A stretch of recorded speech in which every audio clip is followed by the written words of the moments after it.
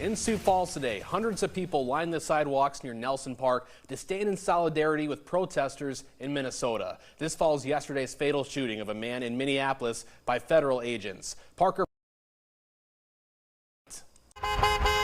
South Dakotans continue to react to the unrest in their neighboring state. As ICE and protesters clash in Minneapolis, multiple deaths have protesters outraged.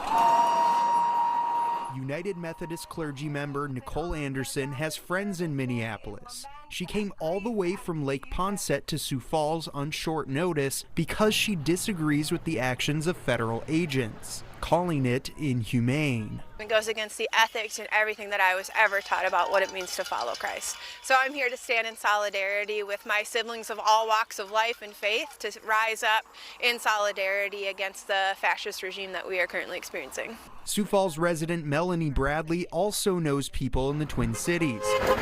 She says that seeing the images coming out of Minneapolis is, quote, gut-wrenching, and she wanted to show support for the protesters there. It's a mixture of anger and grief, just all of that together. It's horrible.